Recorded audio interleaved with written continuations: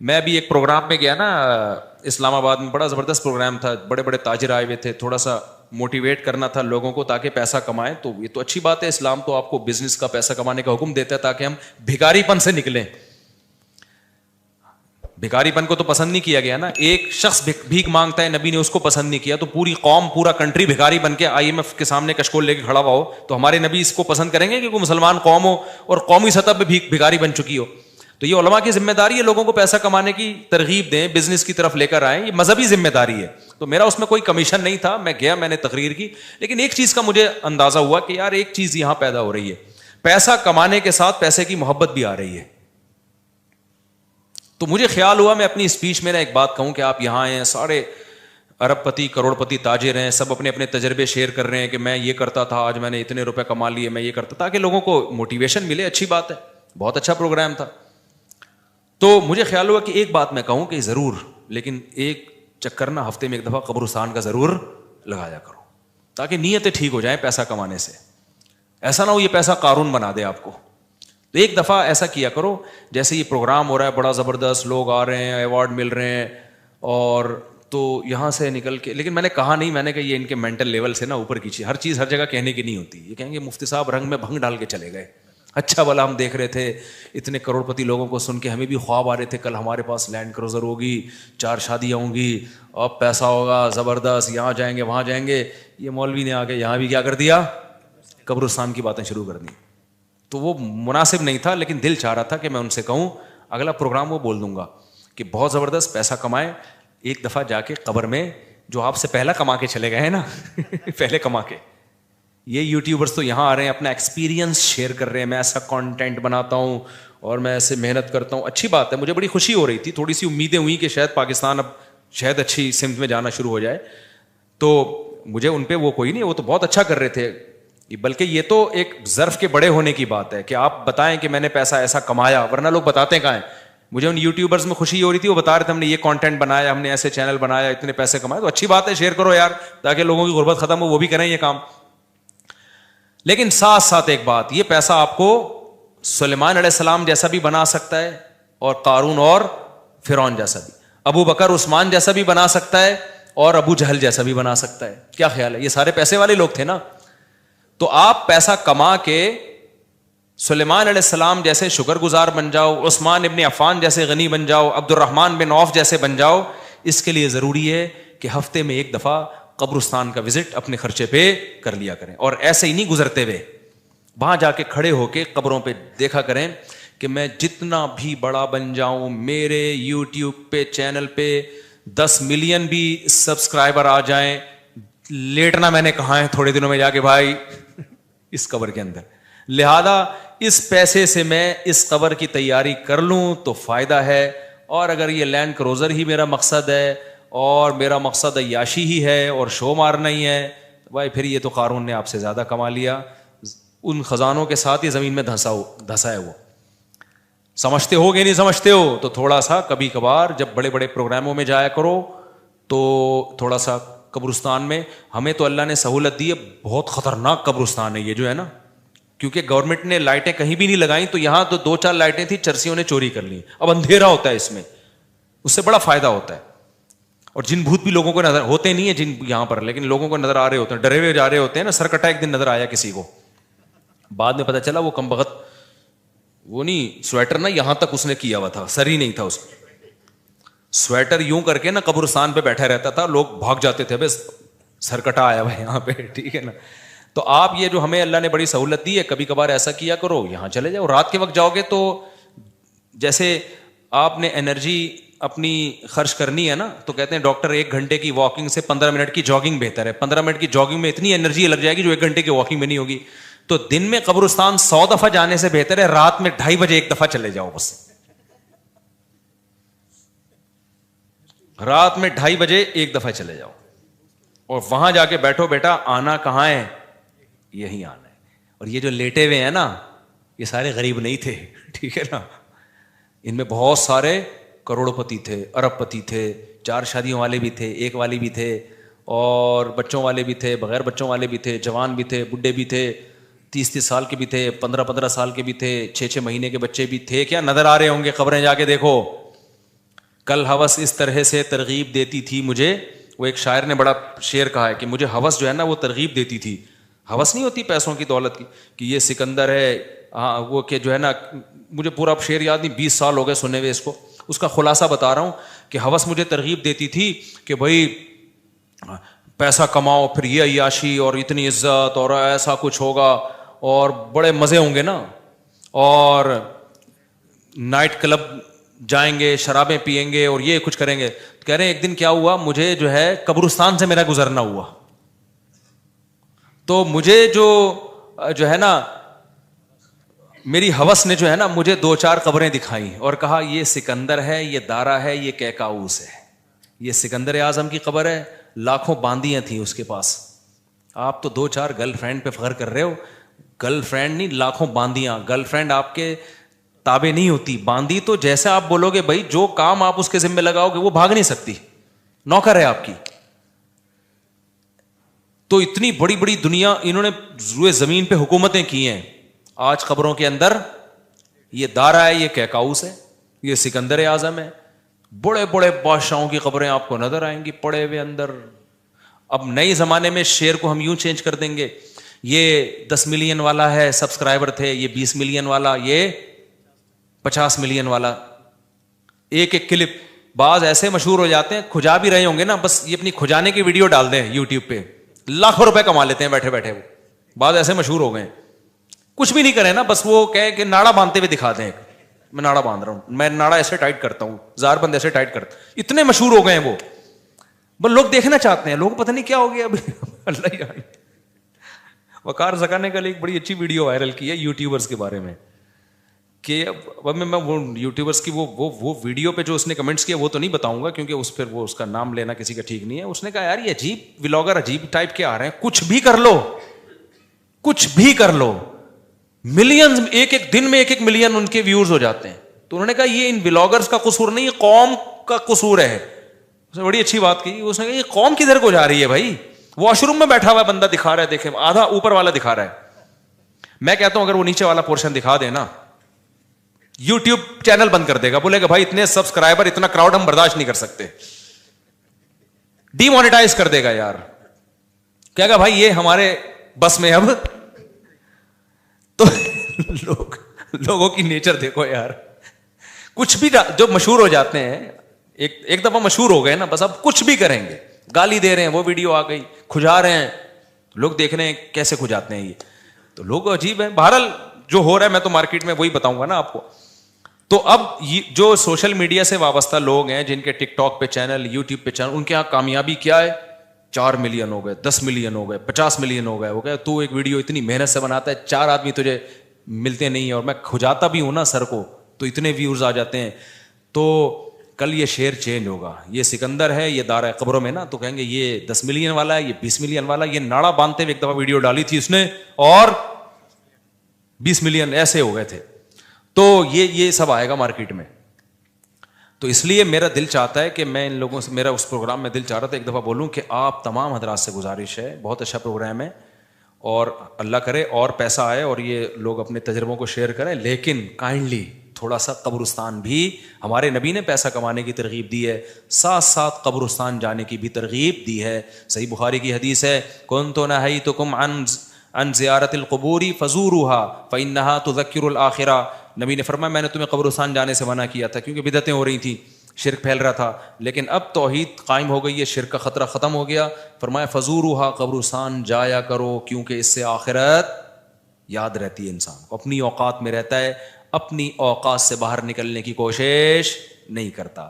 تو اللہ میاں بھی فرما رہے ہیں تم اس کو بہت دور سمجھ رہے ہو, ہم سمجھ رہے ہیں بہت قریب ہے. اور یہ جتنی رنگینیاں اس کائنات کی نظر آ رہی ہیں نا, یہ سب ٹوٹ پھوٹ کے مٹی ہونے والی ہیں, برابر ہونے والی ہیں. تو یوم تکون السماء کالمہل وتکون الجبال کالعہن. اتنے بڑے بڑے پہاڑ اللہ کہتے ہیں روئی کی گالوں کی طرح اڑیں گے. آپ سبسکرائبر کو لے کے بیٹھے ہوئے ہو, یہ بڑے بڑے پہاڑ جو ہل نہیں سکتے نا, یہ روئی کی گالوں کی طرح اڑ رہے ہوں. وتکون الجبال کالعہن ولا يسأل حمیم حمیما. جگری دوست بھی کسی دوست کو نہیں پوچھے گا. تو اگلے ہفتے انشاءاللہ یہاں سے میں آگے سے شروع کروں گا تاکہ یہ صورت ہماری ختم بھی ہو. اللہ تعالی ہمیں موت سے پہلے نا تیاری کی توفیق عطا فرما دے. دنیا کماؤ ضرور بھائی, اتنا فری نہ کراؤ جتنا ہم دنیا کو فری کرا رہے ہیں, اتنا کراؤ جتنا یہاں پر رہنا ہے. اللہ تعالیٰ سمجھنے کی عمل کی توفیق عطا فرمائے. سنتوں کے بعد انشاءاللہ نماز کے بعد نا تھوڑی دیر سوال جواب کا سلسلہ ہوگا, جو بیٹھنا چاہیں بیٹھ سکتے ہیں. میری عمر 30 سال ہے. 1 سال پہلے میں نے عمرہ بھی کیا. میں اپنی پوری زندگی میں نماز قرآن کے قریب نہیں ہوا, لیکن گزشتہ 5 ماہ سے میں نے کوئی نماز نہیں چھوڑی. ماشاءاللہ ماشاءاللہ. کیا مجھے لازمی اپنی پچھلی فرض نمازیں ادا کرنی ہوں گی؟ ارسلان صاحب جی ادا کرنی ہوں گی, لیکن ایسا نہ ہو کہ پچھلی کے چکر میں اب اگلی بھی چھوڑنا شروع کر دیں, زیادہ ٹینشن لے لیں. فی الحال آپ اپنے آپ کو اس کا عادی بنا دیں, لیکن 6 مہینے سے تو عادت پڑ گئی ہے آپ کی, 5 ماہ سے ماشاءاللہ نماز نہیں چھوٹی, تو زیادہ ٹینشن نہ لیں اس کی. لیکن یہ کہ شرعی مسئلہ تو چینج نہیں ہو سکتا, تو اس میں فجر کے ساتھ 2 رکعت فرض فجر کے پڑھ لیے, ظہر کے ساتھ 4 پڑھ لیے, عصر کے ساتھ 4 اور پڑھ لیے, مغرب کے ساتھ پچھلی مغرب کے, عشاء کے ساتھ. اور ہمارے نزدیک وطر بھی چونکہ واجب ہیں, نبی صلی اللہ علیہ وسلم کی اس بارے میں صحیح حدیث موجود ہیں, تو وطر کی بھی قضا کرنی چاہیے. تو ایک دن میں کم سے کم 1 دن کی نمازیں پڑھ لیں آپ, تو اللہ نے چاہا تو انشاءاللہ یہ پوری ہو جائیں گی. مفتی صاحب کراچی کا اجتماع 25 جنوری کو ہے اور یہ بات پکی ہے, جمعرات مدنی مسجد میں بھی اعلان ہو چکا ہے. آپ اجتماع میں ضرور آئیں انشاءاللہ. صلو علی الحبیب. میرے بھائی چپل مدرسے میں 3 مہینے, کیا لکھا ہے یار, جیل مدرسہ میں, یہ کدھر ہے جیل مدرسہ؟ جیل مدرسہ میں 3 مہینے, جیل کو چپل لکھا ہوا ہے, مہینے رہ کر آیا. آپ سے دعا کی درخواست ہے, دل سے دعا ہے جی. موجودہ حالات میں پتہ نہیں کس چیز کی دعا منگوا رہے ہیں, مجھے سمجھ میں نہیں آ رہا. بہرحال جو بھی ہے, موجودہ حالات میں اگر کوئی شخص حقوق اللہ اور حقوق العباد پورا کرتا ہو مگر اشاعت دین اور بقائے دین کی کسی بھی صورت کا حصہ نہیں بنتا, تو کیا وہ گنہگار ہوگا؟ جی گنہگار ہوگا, کیونکہ نہی عن المنکر فرض ہے, تو ہر شخص پر اپنی استطاعت کے بقدر نہی عن المنکر فرض ہے. مفتی صاحب پیسے اکٹھے کرنے کی کوئی ترتیب بتائیں. میں کافی سالوں سے کوشش کر رہا ہوں مگر پیسہ نہیں آ رہا, مالدار نہیں ہو رہا. آپ پہلے سیونگ کرتے ہیں, 1 سال کا مال بیک اپ کرنا کیسا ہے؟ پیسہ کمانے کے طریقے ان لوگوں سے پوچھو جو پیسہ کما رہے ہیں, سمجھتے ہو؟ ہم تو نہیں کما رہے, سیدھی سی بات ہے. جو تھوڑا بہت تجربوں کے بعد ایک, یعنی کمانے کا مطلب کوشش نہیں کر رہے کمانے کی, ہمیں تو بغیر کوشش کا ہی مل رہا ہے, کیونکہ اب تجربے پہلے میں کر چکا ہوں, انویسٹمنٹ کے ڈبو چکا ہوں. پھر مجھے تعلقات کی بیس پہ ایسے ایماندار تاجر مل گئے کہ ان کے ساتھ جب انویسٹمنٹ کیا تو وہ ایمانداری کی بیس پہ انہوں نے مجھے نفع دینا شروع کیا. تو یہ ہر ایک کو یہ فیسلٹی ملتی نہیں ہے, سمجھتے ہو کہ نہیں سمجھتے؟ تو ایماندار لوگوں کا ملنا بڑا مشکل ہے. اب جب انسان کے تعلقات بہت بڑھتے ہیں تو پھر ایماندار لوگ اس کو لاکھوں میں 2-4 مل جاتے ہیں. اب آپ کو تو لاکھوں ملیں گے نہیں, تو 2-4 کہاں سے ملیں گے اس میں؟ تو یہ جو ہے نا پیسہ کمانے کا, ان لوگوں سے پوچھو جو پیسہ کمانے کے طریقے جانتے ہیں. میری تو زندگی پیسے کو لات مارنے میں گزری ہے, نہیں کمانے میں گزری ہے. لوگ یہ سن کے حیران ہوتے ہیں مولوی صاحب باتیں کیسی کر رہے ہیں, اور یہ کوئی خوشی کی بات نہیں ہے کہ لات مارنے میں گزری. بیوقوفی کی ہے میں نے, لیکن کی ہے. یہ کاروبار میں نے کیا تو جان کر اس کو ٹھپ کرنے کی کوشش کی. یعنی میرے پاس کسٹمر جب آتا تھا نا, 2007-8 کی بات کر رہا ہوں, میرا شہد کا بزنس تھا, گھر میں شہد کا اسٹاک پڑا ہوا ہوتا تھا. یہاں بندہ آ کے کہتا تھا جی 1 کلو آپ بیری کا شہد, یہ کیش اماؤنٹ دے رہا ہوں, آپ لے آئیں جا کے. میں کہتا اوپر کون جائے یار, سیڑھیاں چڑھ کے جانا پڑے گا, لے کر آنا پڑے گا. تو میں کہتا تھا ایسا کریں آپ کل آ جائیں, کائنڈلی آپ کب آ جائیں. وجہ اس کی یہ تھی کہ مجھے یہ تھا کہ ناشتہ میں نے کر لیا, دوپہر کھانا میں نے کھا لیا, رات کا کھانا پڑا ہوا ہے, مدرسے سے اتنی تنخواہ مل رہی ہے کہ میرا راشن پانی 2 گھروں کا ہو جاتا ہے. مہینے کے بعد کچھ نہیں بچتا تو تنخواہ آ جاتی ہے. تو اور اگر جامعہ سے تنخواہ نہیں ملے, بعض دفعہ وہاں بھی حالات ایسے چلتے رہتے ہیں 2-2 مہینے, تو دکان والے سے اتنے تعلقات ہیں وہ کریڈٹ پہ دے دیتا ہے. جب 2 مہینے بعد تنخواہ ملے گی تو 2 مہینے کے اکٹھے پیسے نمٹا دیں گے اس کو. تو ایسے ہمارا حساب کتاب چل رہا تھا. تو مجھے یہ تھا کہ یار میری خواہش کیا ہے, گھر پراپرٹی تو میری خواہش نہیں ہے.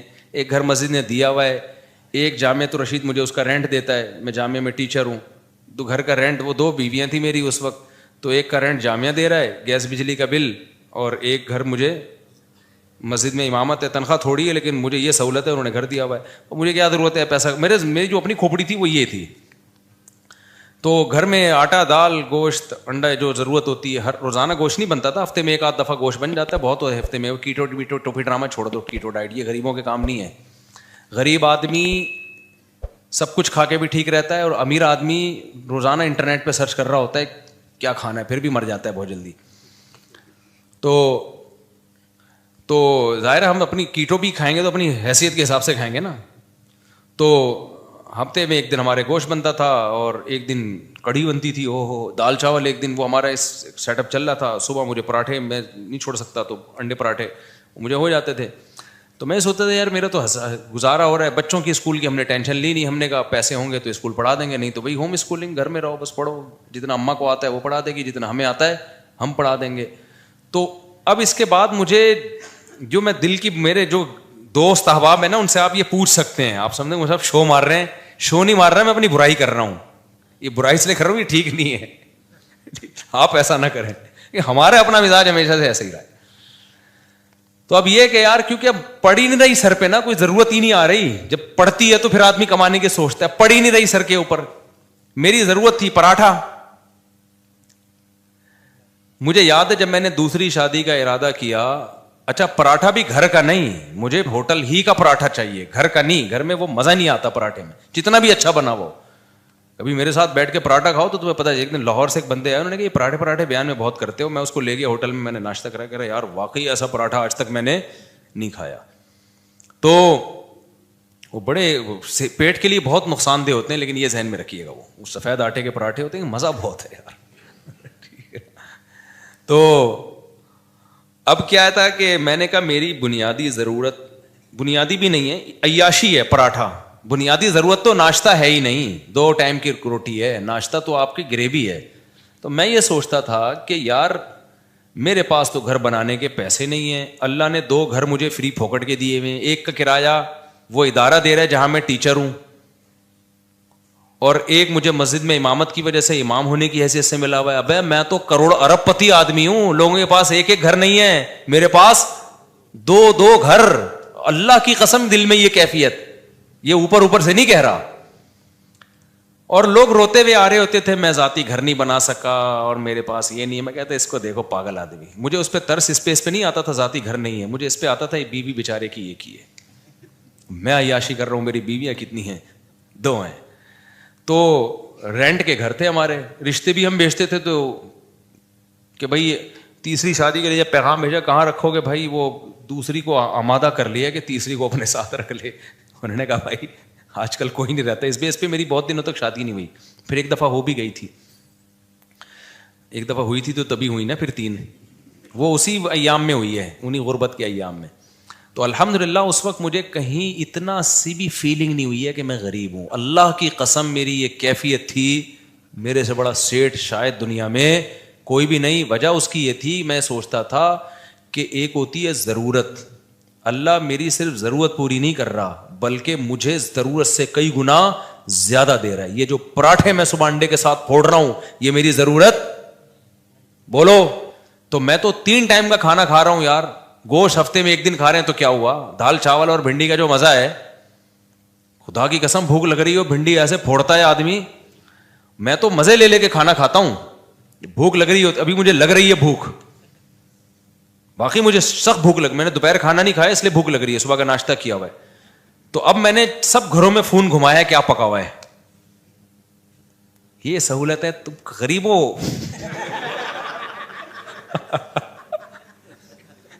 اب میرا تمہیں گالیاں دینے کا دل چاہ رہا ہے. ہم نے فوکس کیا شادیوں کو جو نیچرل ہے, تم فوکس کرتے ہو بحریہ ٹاؤن کو, گاڑیوں کو. یہ نیچرل تھوڑی ہے یار. جو نیچرل لذتیں ہیں وہ تو بیوی اور بچوں میں ہیں. سمجھتے ہو کہ نہیں سمجھتے؟ بیویاں ہونی چاہیے, بچے ہونے چاہیے, وہاں سے محبتیں ملتی ہیں. گاڑی بھی تو تھوڑے دن میں جی بھر جاتا ہے, پھر آدمی کہتے ہیں اس سے اونچی کی گاڑی, پھر اس کے بعد پھر بڑے بڑے لوگ گاڑیاں بیچ دیتے ہیں, اوبر میں جا رہے ہوتے ہیں. وہ یہ کھلونے ہیں تھوڑے دن کے دل بہلانے کے, ان سے دل بھر جاتا ہے. نہ بیویوں سے دل بھرتا ہے نہ بچوں سے دل بھرتا ہے. یہ تو نیچرل ہے نا. پراٹھے سے دل بھرتا ہے, کبھی روٹی سے دل بھرا کسی کا؟ 1 دن کھائی 2 دن کھائی, اب میں نہیں روٹی کھا رہا, اب پھر بھوک لگے گی پھر روٹی کھانے کا دل. یہ نیچرل ہے. تو ہم شروع سے کوشش کرتے ہیں نیچر پہ رہیں بھائی, نیچر پہ رہیں. تو یہ تو بچکانا باتیں ہیں, گاڑی, بنگلہ, بحریہ ٹاؤن, پیسہ بہت دے دیا تو بنا لو, نہیں ہے تو یہ کوئی تھوڑی فضول چیزیں ہیں یار, دیواروں اینٹوں سے. میں نے تو اپنی زندگی میں ایسے ایسے لوگوں کو دیکھا اربوں روپے لگا کے انہوں نے شیش محل بنایا, اتنا بہترین گھر, خدا کی قسم رہنا نصیب نہیں ہوا. جس دن گھر تیار ہوا ہارٹ اٹیک ہوا, مر گئے. کاش وہ اربوں روپے لگا کے اپنی صحت کا خیال کر لیتے یا کچھ اور کر لیتے. تو وہ بچے بھی پھر وہ فری پھوکٹ کے پیسہ نا بیچ باچ کے کھا رہے ہوتے ہیں, عیاشیوں میں اڑا رہے ہوتے ہیں. تو اس لیے ابھی جو ہے وہ میں نے گھروں میں فون گھمایا تو شلجم اور جو ہے گوشت کا شوربہ کہیں نہیں پکا ہوا تھا. تو گارڈوں سے میں نے پوچھا تم لوگوں نے کیا پکایا, انہوں نے کہا شلجم گوشت. میں نے کہا ہم آپ کے ساتھ کھانا کھائیں گے آج. شلجم گوشت شوربے والا تازہ, سب مزہ آتا ہے یار. بڑے گوشت میں شلجم ڈال دو, سبزی ڈال کے پکاؤ, بڑا مزہ. تو اتنی خدا کی قسم یہ لذیذ نعمتیں اللہ, بھوک لگ رہی ہو, اچار ہو, دال چاول ہو, کڑی پتے والی, آپ کو لگ نہیں رہی نا, اس لیے آپ کو مزہ نہیں آ رہا. ابھی سموسے کھا کے بیٹھے ہوگے آپ چائے کے ساتھ. جس کو بھوک لگ رہی ہو نا اس کو میری باتوں کو وہ انجوائے کرے گا. مجھے چونکہ لگ رہی ہے, باتوں میں مزہ آتا ہے. یہ نیچرل لذتیں ہیں جن کو یہ مل رہی ہیں, بس وہ عیاشیوں میں ہے بھائی. کیا کرنا ہے ایسی دولت کا, نہ کچھ کھا سکتا ہے نہ. اکثر مالدار ہم نے دیکھے ہیں, ایک آدھ بچہ ان کا, وہی بچہ خراب نکلا, وہی ٹینشن دے رہا ہے, زندگی عذاب بن گئی ان کی. شروع میں پیسے سے برگر اتنے کھا لیے کہ اب کچھ کھانے کے قابل نہیں بچے, اتنا وزن بڑھ گیا ان کا, کھا ہی نہیں سکتے. پراٹھے کا نام سن کے بے ہوش ہو جاتے ہیں وہ. تو سب سے بڑی نعمت صحت ہے, بیوی بچے ہیں, اور سر چھپانے کے لیے جگہ مل جائے, بے شک وہ کرائے ہی کی کیوں نہ ہو. تو میں کہتا یار لوگوں کے پاس ایک جگہ, میرے پاس کتنی ہے, حالانکہ میرا ان میں سے ایک بھی نہیں. مسجد والے جب امامت سے نکالے تو گھر بھی گیا, کیا خیال ہے. تو اور ایک کا کرایہ جامع رشید دے رہا تھا, وہ بھی کرایہ دے رہا تھا, تو انہوں نے کہا لے لو, اور وہ بھی ایک مخصوص کرایہ تھا. تو مجھے لگا کہ یار میرے لیے اتنا بہت ہے. 2 کمروں کا گھر لیا ہوا تھا میں نے. ایک دفعہ ایک صاحب آئے ہمارے گھر, دیکھے 2 کمروں کا گھر ہے, انہوں نے کہا یار مفتی صاحب ممبر پہ باتیں اتنی بڑی بڑی, یہ گھر ہے ٹوٹل. میں نے کہا جتنی بڑی باتیں اس سے بڑا اللہ نے گھر دیا ہے ہمیں الحمدللہ. 2 کمرے, میری ضرورت اس سے پوری ہو رہی ہے. اس وقت میرے 16 بچے تھوڑی تھے, 2 بچے تھے, تو 2 کمرے بہت ہیں, اس کے بہت ہیں 2 کمرے, رہ لیتے ہیں. ایک واش روم ہے, کچن ہے, تھوڑے بہت. بس ایک چیز کی مجھے ٹینشن تھی, دھوپ نہیں ہے اس میں, ہوا بھی تھی, دھوپ نہیں ہے, تو وہ ایک ٹینشن تھی. تو میں کہتا تھا یار اللہ نے ساری عیاشیاں دی ہوئی ہیں, تو ایک تھوڑی سی اگر ٹینشن دے دی تو کیا ہے, دھوپ کا انتظام نہیں ہے, کیونکہ سن لائٹ میرے لیے, میں نہیں بغیر دھوپ کے بغیر گزارا ہوتا. تو پھر وہ یہ بڑی ایک ٹینشن ہوتی ہے انسان کو. خیر, تو میں جب دوسری کی سوچ رہا تھا نا, تو میں ناشتے نہیں مجھ سے چھوٹ رہے تھے ہوٹل کے جو خاص قسم کا پراٹھا. تو مجھے یاد ہے میں نے اپنے دوست کے ساتھ پلاننگ کی, یار میں اب دوسری شادی کر رہا ہوں, میرا خرچہ بڑھے گا, مجھے یہ ہوٹل کا پراٹھا چھوڑنا پڑے گا. آپ اندازہ لگا رہے ہو غربت کا. لیکن میں غریب نہ اس وقت سمجھتا تھا نہ اب, اور حقیقت ہے ہم کہاں خسے غریب ہیں بھائی. تو میں نے کہا یار یہ مجھے قربانی دینی پڑے گی, کیونکہ اب میرے خرچے ڈبل ہو جائیں گے. تو مجھے اب یہاں سے کیا کرنا ہے, یہ عیاشی جو ہے نا, عیاشی پٹھان ہوٹل کے جا کے پراٹھے پھوڑ, یہ عیاشی مجھے چھوڑنی پڑے گی. لیکن اللہ کی قدرت ایسی ہوئی کہ وہ بھی نہیں چھوڑنی پڑی. آپ جیسے جیسے شادی کرتے ہیں, بچے ہوتے ہیں, آپ کی سورس آف انکم بڑھتی چلی جاتی ہے, کم نہیں ہوتی ہے, تو کم ہوتی نہیں ہے کسی قیمت پہ. اب میری سورس آف انکم پھر کہاں سے, کہ آسمان سے پیسے برسنا شروع ہوئے. میرے ساتھ ایسے ایسے معاملات ہوئے ہیں کہ میں تو بتا رہا ہوں نا, کاروبار شروع کیا تو یہ بزنس ہو رہا تھا میرا, میں بیٹھا ہوا ہوں جی شہد چاہیے, ابے اوپر کون جائے گا شہد لینے, کیوں, میری ضرورتیں پوری ہو رہی ہیں, مجھے لگ رہا ہے یہ بزنس کیا ہے, غریبی ہے. اگلے دن آ رہے ہیں انکل بھائی اب تو لے آؤ, پھر اگلے دن گیا میں شہد لایا, چلو یار لے لو بھائی. اس طرح سے ہمارا شہد بک رہا ہے, اس سے جو پروفٹ ہو رہا ہے وہ بھی اتنا ہونا شروع ہو گیا. لیکن اتنا نہیں ہوا کہ کسی کے بزنس میں جو باقاعدہ. تو مجھے پھر اب تو چونکہ میرے مالی حالات اور اچھے ہو گئے الحمدللہ, تو پھر مجھے لگا کہ یار اچھا, پھر میں نے نکاح جب رجسٹریشن, میں نکاح فری میں پڑھاتا تھا, پیسے نہیں لیتا تھا. مجھے عجیب سا لگتا تھا نکاح پڑھا رہے آدمی پیسے لے رہا ہے اس کے. لیکن کیا ہوا, 4-6 دفعہ مجھے اندازہ ہوا کہ بھائی یہ نکاح نامہ بیٹھ کے فل کرتے رہو, نادرا سے وہ لوگ بھی پیسے مانگتے ہیں, نادرا سے رجسٹریشن کرواؤ, اس کی اچھا خاصا ٹینشن والا کام ہے. یا تو میں پابندی لگا دوں, میں کسی کا نکاح نہیں پڑھاؤں گا, یا مجھے کوئی بندہ رکھنا پڑے گا. پھر میں نے بندہ رکھا, کیونکہ میرے پاس بہت زیادہ لوگ آ رہے تھے نکاح پڑھوانے کے لیے. اچھا, اس کام کے لیے مجھے نکاح رجسٹرار بننا تھا. لوگوں نے کہا مفتی صاحب آپ نکاح رجسٹرار بن جاؤ, اس میں بڑے پیسے آئیں گے. میں نے کہا 1 سال تک مجھے یہ توفیق ہی نہیں مل رہی کہ میں جاؤں آفس کہ مجھے سرٹیفکیٹ دے دو قاضی کی نکاح رجسٹرار کا. ہلا ہی نہیں جا رہا, کیونکہ ضرورت نہیں ہے نا, پراٹھے چل رہے تھے اسی حساب سے, تو میں کیوں جاؤں. پھر میں نے کیا کیا, ایک قاضی نے مجھے, ایک نکاح رجسٹرار نے کہا یار آپ میرا فارم لے کے پڑھا آپ دیا کرو, فیس لے کے مجھے دے دیا کرو آپ میں رجسٹر کر. تو میں نے ایسا کرنا شروع کیا, 6 مہینے میں نے ایسے کیا. ایک نکاح رجسٹرار آئے, انہوں نے کہا میرے پاس پورا سیٹ اپ ہے, پڑھا آپ دیا کرو, ڈاکومنٹیشن میں کر دوں گا, پیسے کس کو دے دیا کرو. تو میں نے پیسے لینا شروع کر دیا, ان کو دینا شروع, اس کی تو محنت ہو رہی تھی نا بیچارے کی, نکاح بھرنا بھی ہے اس نے. ایک دن کیا ہوا, جو یونین کونسل میں ہوتے ہیں نا, جو نکاح رجسٹریشن کا سرٹیفکیٹ دیتے ہیں, وہ خود میرے پاس چل کے آ گیا. اس نے کہا مفتی صاحب آپ کے نام سے, آپ کے سائن سے اتنے نکاح ہو رہے ہیں, تو آپ خود نکاح رجسٹرار کیوں نہیں بن جاتے. میں نے کہا یار مجھے یہ وہاں چل کے جاتے ہوئے بہت ٹینشن ہو رہی ہے, کہ کیونکہ مجھے جس چیز کی ضرورت نہ ہو نا, مجھ سے وہ کام ہوتا نہیں ہے, تو اب میری ضرورتیں پوری ہو رہی ہیں. انہوں نے کہا آپ ادھر ان کو اتنے پیسے دے رہے ہو, خود رکھ لو, وہ کچھ اپنا رکھ لو, کچھ اپنے اسسٹنٹ کو دے دو کچھ. تو میں نے پھر یہ کیا کہ میں نے کہا بھائی میرے پاس ٹائم نہیں ہے. وہ خود گھر پہ آ کے سارا کام کیا, سرٹیفکیٹ پکڑا کے چلا گیا نکاح رجسٹرار کا. میں نے کہا اسٹیمپ تیرا باپ لگائے گا اس پہ, میرے پاس تو ٹائم نہیں ہے. اس نے ٹھپے لگے ہوئے نا پہلے سے, آپ پر اعتماد ہے, آپ مس یوز نہیں کرو گے. پھر میں نے ایک اسسٹنٹ رکھا, میں نے کہا نکاح کہ ساری ڈاکومنٹیشن تیرے ذمے ہے, تو میں فیس لے رہا ہوں ان کو دینے کے لیے, پھر ظاہر ہے مجھے بھی بچتی ہے. تو اب اتنا بھی استغنا ٹھیک نہیں ہے نا, اتنا بھی شو مارنا ٹھیک نہیں ہے کہ جب کچھ ہو ہی نہیں رہا تو پھر جو رزق آ رہا ہے تو آنے دو. پھر ہم نے اس کی فیس رکھ دی, ہم نے کہا ٹھیک ہے بھائی اتنا تیرا, اتنا ٹائم تو لگ رہا ہے نا. تو یہاں جا کے پھر وہ اتنے نکاح آنے شروع ہو گئے کہ انڈے پراٹھوں سے ہم تھوڑا آگے ہم نے کہا فری پھوکڑ کا آ رہا ہے بھائی. اچھا خیر, پھر بھی اتنی فیس نہیں ہے جتنی لوگ لے رہے ہیں. میں اپنے نام کی فیس لینا چاہوں نا, جو اللہ نے ٹوٹی پھوٹی ہم جیسے نالائقوں کو شہرت دے دی, تو اس اسٹیج پہ پہنچنے کے بعد قاضی کی فیس 1.5 لاکھ 2 لاکھ ہوتی ہے. ہماری فیس اس سال 10,000 ہوئی ہے, سمجھ رہے ہو. اور اس میں بھی لوگوں کو کہا ہوا ہے کہ کوئی بھی ایک دفعہ کہہ دے کہ میرے پاس نہیں ہے, تو دوبارہ اس سے پوچھنے کی ضرورت نہیں ہے. یہ نہیں اس کے کہ تو آئی فون لے کے کیسے گھوم رہا ہے جب تو کم بخت 10,000 نہیں دے سکتا, یہ تیرے پاس یہ موبائل کہاں سے, یہ نہیں. اس کو میں نے اسسٹنٹ کو بتایا جو ایک دفعہ کہہ دینا کہ نہیں دے سکتا, دوبارہ پوچھنے کی ضرورت بولو نہیں ہے, فری میں پڑھائیں گے. تو فری میں بہت سارے نکاح پڑھاتا ہوں, اور تعلق والوں سے تو کوئی ایک روپیہ بھی نہیں ہوتا, بلکہ اسسٹنٹ کو اپنی جیب سے دے رہا ہوتا ہوں کہ یار تیری محنت تو لگ رہی, نادرا میں تو خرچہ ہو رہا ہے نا, مجھ سے لے لینا پیسے. وہ سمجھ میں نہیں آ رہی میرا خیال ہے بات. تو ہم نے تو پوری زندگی کوشش کی ہے نالائقی میں پیسے کو لات مارنے کی. تو یہ شادیاں بچوں ہی کی برکت ہے جو اللہ کھلائے. اللہ نے مجھے زندہ رکھا ہوا اب تک اس لیے تاکہ 15 سال پہلے جو میرے ساتھ دوست تھے نا, جو کہتے تھے تم شادیاں کر رہے ہو, پیسہ ہے نہیں تمہارے پاس, بھوک سے مرو گے, تو اللہ نے مجھے اب تک زندہ اس لیے رکھا ہوا ہے یہ بتانے کے لیے کہ ان کو بتا دینا کہ اس بچوں کی اسپیڈ بھی کم نہیں ہوئی ہے, شادیوں کی اسپیڈ میں بھی کوئی کمی نہیں آئی ہے, اور اللہ کیسے کھلا رہا ہے, کیسے پلا رہا ہے. ایک اہل حدیث دوست ہیں میرے, 2010 یا 11 میں مجھ سے ملنے کے لیے آئے تھے. اتنی بڑی داڑھی ان کی, لال نا کلر, وہ مہندی لگائی ہوئی انہوں نے.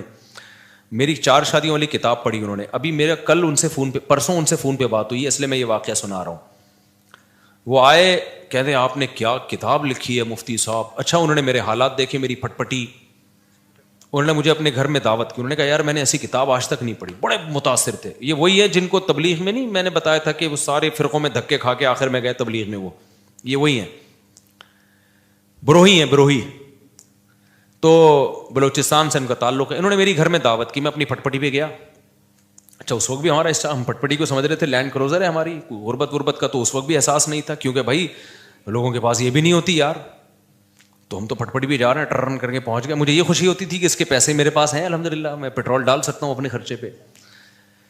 تو ان کا پرسوں فون آیا, انہوں نے کہا مفتی صاحب مجھے آپ کا وہ زمانہ یاد ہے, اور کہتے ہیں میں آپ کا ہر جگہ دفاع کرتا ہوں, ہر جگہ دفاع کرتا ہوں کہ اس آدمی نے اس وقت یہ بات کہی تھی کہ پیسہ مت دیکھو, شادیاں کرو, نسل مت روکو.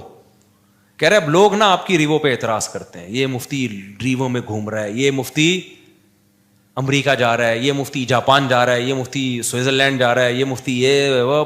بھائی جب ظاہر ہے نوٹ آئیں گے تو شادیاں تو ہوں گی. کہہ رہا ہے میں ہر ایک کے ساتھ سامنے دفاع کرتا ہوں کہ میں اس مفتی کو جتنا جانتا ہوں آپ لوگ نہیں جانتے. اس مفتی کے پاس بچے پہلے آئے ہیں, بیویاں پہلے آئی ہیں, ریوو, اور ابھی تک یہ ریوو میری نہیں ہے, کرائے پہ ہے. اچھا یہ میں ویسے ہی راز کی بات بتا دوں, لیکن ہم اس کو کیا سمجھتے ہیں, یہ بینک سے لیوے تو رینٹ دینا پڑتا ہے تو. لیکن بھائی ہمیں اس سے کیا, میری ہے یا رینٹ کی ہے, ابے ہے تو اسٹیئرنگ کس کے کنٹرول میں ہے, میرے کنٹرول, میری ہے بس. کرائے کا گھر ہے, اگر چابی اس کی میرے پاس ہے تو کس کا گھر ہے وہ, مالک مکان میری پرمیشن کے بغیر نہیں گھس سکتا گھر میں. آئے نا اگر بولوں تو کیوں آ رہا ہے بھائی, تو میرا گھر ہے. تو اتنا کافی ہے میرا ہونے کے لیے, اس سے زیادہ کی ہوس مت کرو. پھر بہت پیسہ اللہ نے دے دیا تو ٹھیک ہے. اب مجھے گارڈننگ کا بہت شوق تھا, میرے پاس تو زمین ہی نہیں تھی سبزیاں اگانے کے لیے. تو اب ایک ہے تو گورنمنٹ ہی کی زمین ہی ہے, لیکن کسی کام کی نہیں ہے, تو ہم نے یہاں پودے لگانا شروع کر دیے. جب تک کوئی چھیڑ نہیں رہا تو ہم اپنی سمجھ رہے ہیں. ابھی میں نے اس کا ولاگ بھی بنایا ہے, لوگ سمجھ رہے ہیں مصطفیٰ کے پاس بڑا ایریا زبردست, حالانکہ وہ گورنمنٹ کی زمین ہے. لیکن مجھے اس سے کیا کرنا, جب وہ میرے کام میں سبزی اگا کے مجھے دے رہی ہے, میرے ٹماٹر کا شوق پورا کر رہی ہے, میری بھنڈی کا شوق پورا کر رہی ہے, تو ابے اپنی بھی تو یہی کرتی ہے, اس میں گورنمنٹ تو خوشی ہوگی, اچھا کسی کام میں آ رہی ہے. یہ جو نرسری والے ہوتے ہیں یہ تو فٹ پاتھوں پہ لگا رہے ہوتے ہیں نا, یہ جو فٹ پاتھ پہ نہیں, وہ جو بیچ میں روڈ کے بیچ میں جگہ ہوتے ہیں, گورنمنٹ تو چاہتی ہے اچھا ہے گرینری ہوگی, تو بس وہ اپنی سمجھو اس کو یار تم. تو مجھے کیا کرنا ہے کہ کاغذ میں میرے نام ہو. بھائی جو چیز میرے استعمال میں وہ کس کی ہے, آپ نے پراٹھا اپنے خرچوں سے خرید کے مجھے اس میں شریک کر لیا, تو یہ پراٹھا کس کا ہے, میرا ہے, مزہ وہی آئے گا اس میں. اب میں کہ یہ میں نے چونکہ اپنے پیسوں سے نہیں خریدا, ابے تو بے وقوف آدمی ہے, تو کسی اور کے پیسوں سے اگر تو تجھے پراٹھا کھلا رہا ہے, اور تیرا دوست ہے, کوئی بھگاری بن کے نہیں کھلا رہا, کوئی ایسا نہیں کو بعد میں تجھے تانے دے رہا ہو, تو تمہیں تو نوالا پیٹ میں جا رہا ہے نا, تمہاری تو بنیادی ضرورتیں پوری ہو رہی ہیں. اب تمہارے خرچے پہ ہو, کسی اور کے خرچے پہ ہو, تمہیں آم کھانے سے مطلب ہے, تمہیں پیڑ گننے سے مطلب نہیں ہونا چاہیے. تو میرے رب کے مجھ پر احسانات ہیں, جب میں پیدا ہوا تو مجھے ماں بھی ملی محبت والی, باپ بھی ملا محبت والا, بہن بھائی کی نعمت ملی, ابا اماں کھلاتے رہے, اس وقت میرے خرچے پہ نہیں ابا کے خرچے پہ ہم کھاتے رہے, ہمیں کھانے سے مطلب تھا. اللہ نے ہمیں گھر کی چھت بھی دی, ابا کے گھر تھا وہ, میرا گھر نہیں تھا, تو مجھے اس سے کیا غرض کہ مجھے تو گھر مل گیا نا جو میری ضرورت ہے. پھر جب ہماری شادی ہوئی, دوسری جب ہوئی, تو دھکے مار کے گھر سے نکالنے کی کوشش سے پہلے ہی ہم نکل گئے. الحمدللہ ہمیں پتا تھا نکال دیا جائے گا, لیکن ہم پہلے ہی نکل گئے. تو لیکن نکالا نہیں ہے, دوسری زیادہ سے زیادہ باتیں میں جا سکتا ہوں. خیر, تو اب کچھ باتیں آنے میں گھر والے بھی سن رہے ہوتے ہیں, وہ بھائی کیا آپ کیا باتیں کر رہے ہیں. اچھا خیر, تو پھر مجھے ایک گھر کرائے پہ مل گیا, تو میری تو چھت, مجھے وہی چھت مل گئی الحمدللہ. پراٹھے اسی طرح سے چلتے رہے, کھانا پینا چلتا رہا, اب تک بھی چل رہا ہے. تو میں نے اس لیے کاروبار کو بدتمیزی کے ساتھ کاروبار کیا کہ کچھ ضرورت ہی نہیں پڑ رہی یار. کوئی مصیبت پڑے نا, بھوک لگ رہی ہے, مر رہے ہیں, تو پھر آدمی اخلاص سے کرتا ہے. تو ہماری مہینے کے اینڈ کے بعد نہیں, مجھے اگلے مہینے کی پہلی تاریخ کو میرے ساتھ کیا ہوگا یہ مجھے نہیں پتا ہوتا تھا. تو اب ایسے آدمی کے پاس اگر پیسہ آئے تو اس کا تو دماغ خراب ہو جائے گا کہ نہیں ہو جائے گا, جو اس زمانے کو بادشاہت والا زمانہ سمجھ رہا ہو. تو میرے پاس تو اگر ریوو آ گئی تو میں تو کہہ رہا ہوں یار, میں تو پٹپٹی کو سمجھتا تھا کیا یہ جو نہیں ہوتی دھکے والی پٹپٹی. پھر ہمارے پاس جب پیسہ آیا تو ہم نے پھر وہ GTO 110 بھی خریدی. ایسا نہیں ہے کہ وہ پٹپٹی بھی گھومتے رہے. تو جب یہ تو پھر تو اس لیے ہم لوگوں کے مسائل غربت نہیں ہے, ناشکری ہے. آپ نے ایک فرض کیا ہوا ہے کہ میں نے اس لیول تک جانا ہے, میں نے, ابے کیوں فرض کر کے بیٹھا ہوا ہے, تو محنت ضرور کر, اللہ دے ٹھیک ہے, نہیں دے تو جو ہے اس پہ سمجھو کہ بہت دیا اللہ نے ہمیں. اور اس سے انسان کی صحت اچھی ہوتی ہے, خوش رہتا ہے تو اور اچھی ہو جاتی ہے صحت, ہر چیز کو انجوائے کرتا ہے. اور جو آدمی بیچارہ دولت کی ٹینشن لے کے بیٹھا, وہ کمبخت دولت بھی اس کے کام کی نہیں ہوتی, اس کو ہر وقت ٹینشنیں کھائی جا رہی ہوتی ہیں. تو خوش رہنا سیکھو بھائی.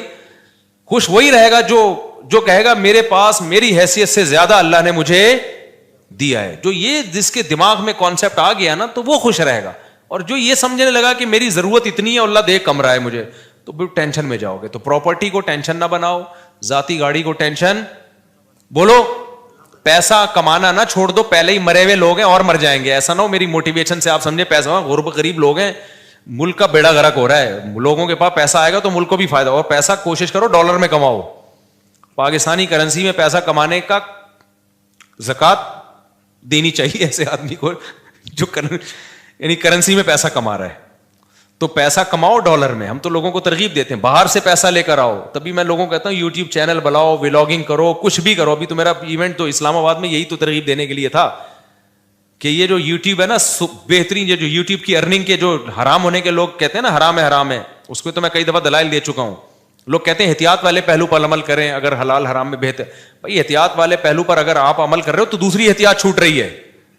اب یہ جو یوٹیوب ہے, سوشل میڈیا ہے, یہ ریمیڈنس لانے کا ایک بہت بڑا ذریعہ ہے. اگر آپ اسی کو حرام قرار دے دیا, ایک تو خالص حرام ہے, وہ تو کبھی بھی حلال نہیں ہو سکتا, لیکن اگر گنجائش کا پہلو نکل رہا ہے تو لوگوں کو دینا چاہیے. اس لیے کہ ریمیڈنس جتنا زیادہ ملک میں ابھی آئے گا وہ یوٹیوب فیس بک کے ذریعے آئے گا. جتنا اس کے ذریعے آ رہا ہے کسی اور ذریعے سے نہیں آ رہا. اس سے آپ کا ملک تھوڑا سا تو اسٹیبل ہوگا نا, آپ کا کنٹری.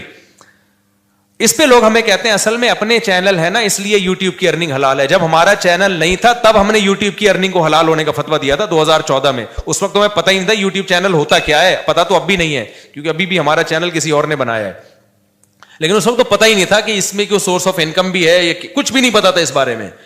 تو اس وقت ہم نے جائز ہونے کا فتویٰ اسی وجہ سے دیا تھا کہ بھائی اس میں دونوں پہلو نکل رہے ہیں, لیکن جائز ہونے والے پہلو کو ترجیح دی جائے گی. کیونکہ اصل جو یوٹیوب سے آپ کو ارننگ ملتی ہے وہ پروڈکٹ کو پروموٹ کرنے کی ملتی ہے.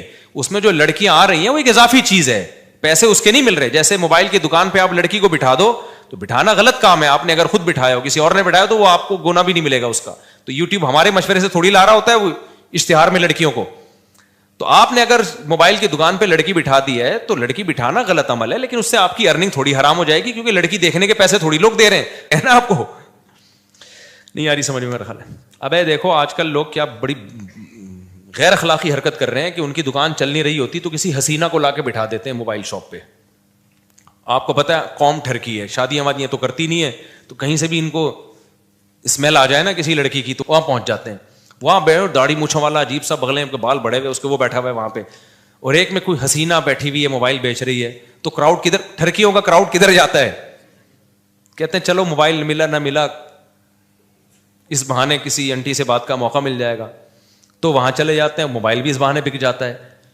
تو یہ غیر اخلاقی حرکت ہے نا.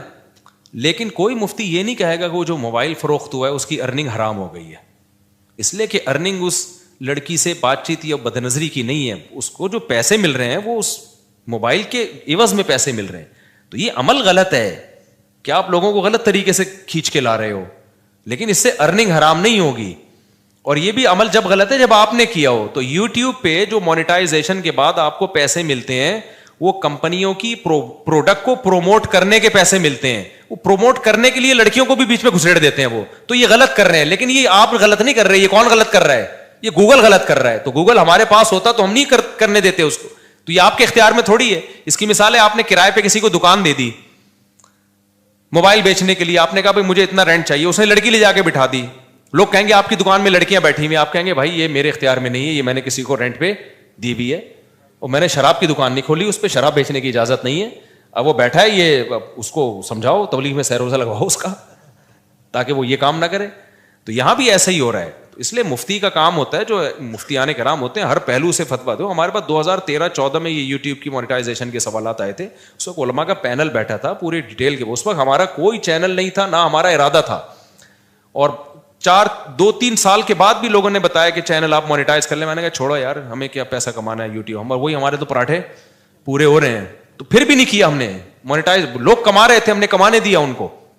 اس کے بعد پھر یہ جو ایڈمن ہے ہمارے یو ایس اے میں, احمد طالب, انہوں نے 18 میں چینل بنایا, انہوں نے خود یہ مونیٹائزیشن کی ہے. مجھے تو مونیٹائزیشن کا لفظ ہی کئی دنوں کے بعد جا کے یاد ہوا تھا کہ یہ کیا ہوتا ہے. پھر پیسہ بھی انہی کے پاس جاتا ہے. انہوں نے کہا ہم نے وہ لوگ رکھنے, امپلائز رکھنے چینل کو گرو کرنے کے لیے.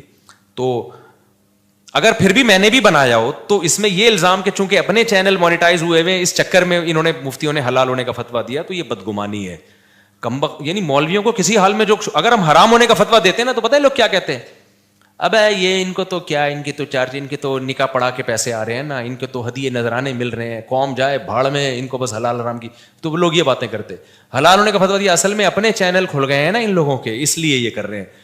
تو وہی ہے ملامتی فرقہ ہے مولوی تو کسی حال میں. اور کچھ مولوی ایسے ہوتے بھی ہیں, 2 نمبر بھی ہوتے ہیں, لیکن ہمارے ہاں جو فتویٰ دیا گیا ہے وہ اس کسی لالچ کی بیس پہ نہیں دیا گیا. اور میں اور مزید آپ کو ایک احتیاط، ہم نے فتویٰ دیا اس کی مونیٹائزیشن کے جواز کا، لیکن جب ہمارے ایڈمن احمد بھائی نے میرے چینل کو مونیٹائز کیا ہے نا، تو میں نے کہا اس میں دوسرے علماء سے بھی فتویٰ لوں گا، اپنے بارے میں اور احتیاط کروں گا.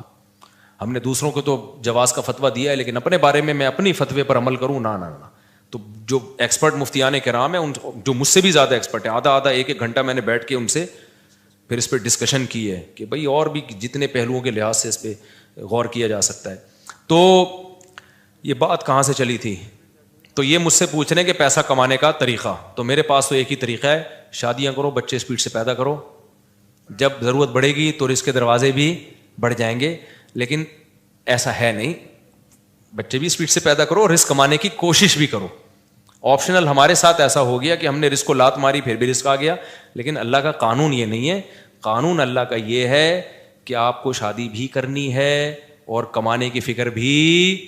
میرے ساتھ شاید اس لیے بھی ہو گیا ہو کہ ہم تو دین کی خدمت کے لیے میں نے وقف کیا اپنے آپ کو کہ یار ہم ساری زندگی دین کی خدمت کریں گے، تو شاید اللہ کی کوئی رحمت ہو گئی ہو کہ چلو یار ایک بندہ دین کی خدمت میں لگا ہوا ہے، اور عبرت کا نشان نہ بن جائے کہیں 4 شادیوں کے بعد سارا فلسفہ ہی دفن ہو جائے شاید. اور یہ بھی ڈھیل بھی ہو سکتی ہے اللہ کی طرف سے، استدراج بھی، کہ اللہ تعالیٰ میرے کسی عمل سے ناخوش ہوں، اللہ بچائے ایسی بات سے. لیکن بہرحال اللہ کہ ٹھیک ہے ابھی کھا لے بیٹا، تجھے پکڑوں گا میں، اللہ بچا کے، یہ بھی ڈر لگتا ہے ہمیں. تو یہ بہت سارے ہو سکتے ہیں، لیکن جو شریعت کا اصول، قاعدہ اور ضابطہ ہے کہ جیسے نماز پڑھنا فرض ہے، رزق حلال کمانا اور اس کی کوشش کرنا بھی اسی طریقے سے فرض ہے. تبھی میں ان دنوں میں بھی تعریف کے طور پر یہ باتیں نہیں کرتا تھا، میں کہتا یار یہ میں نالائق ہوں، مجھے کرنا چاہیے، جب میرے بچوں کی اسپیڈ اسی اسپیڈ سے پیدا ہو رہے ہیں تو مجھے ان کے فیوچر کی فکر کرنی چاہیے، کچھ کاروبار کرنا چاہیے، کچھ جو ہے نا کمانے کی فکر کرنی چاہیے. تو یہ فکر کرنا فرض ہے. ایسے توکل جائز نہیں ہے کہ ہاتھ پہ ہاتھ رکھ کے بیٹھے رہو کہ چیچو کے پراٹھے کا خرچہ پورا ہو رہا ہے، تو کل جب غربت آئی نا تو پھر بہت بڑی مصیبت کھڑی ہو جاتی ہے، چاروں بیویاں مل کے تمہیں چترول لگائیں گی پھر صحیح بات کہ دکان پکوڑوں کی اور باتیں. تو ایک بھی شادی کر رہا ہے، اور ایک بھی شادی غربت میں بڑے مسائل کھڑے ہو جاتے ہیں. ایک غربت اللہ کی طرف سے ہوتی ہے، بھائی آپ نے کوشش کی پھر بھی نہیں ہو رہا، تو اس میں تو انسان صبر کرے. ایک اپنی حماقت سے ہوتی ہے، وہ خطرناک ہے، وہ خراب ہے. آج کل جو زیادہ تر غریب ہے نا، ہم وہ اپنی حماقتوں سے ہیں. باقی یہ جو بھائی نے پوچھا ہے پیسے کمانے کا طریقہ، تو بھائی ماہر لوگوں سے پوچھیں. آپ یہ دیکھیں آپ کے اندر کیا قابلیت ہے. ایک اہم بات، ابھی جو ہم جو اسلام آباد میں گئے نا، بڑے بڑے یوٹیوبرز آئے ہوئے تھے. ایک یوٹیوبر نے بڑی پیاری بات کی، ادھر ملیر کینٹ کے تھے وہ. انہوں نے کہا کہ یہ جو بھی پیسہ کمانے کی کوشش کرتا ہے نا، اور وہ چاہے کہ پہلے دن میں آ جائے گا، وہ کبھی بھی کامیاب نہیں ہوتا. آپ تسلی کے ساتھ، محنت کے ساتھ جو آپ کے اندر صلاحیت ہے وہ کرتے رہو. ہم میں سے ہر شخص 2 دن میں کروڑپتی بننا چاہتا ہے، تو اس سے ڈپریشن کے علاوہ کچھ بھی حاصل نہیں ہوتا. جواری بن جاتے ہیں 2 دنوں میں کروڑپتی، جوا کھیلنے والے، لیکن 2 دنوں میں پھر وہ بھکاری بھی بن جاتے ہیں. تو وہ جوئے والا طریقہ ہے، حلال طریقے سے ایسا بہت ہی کم ہوتا ہے.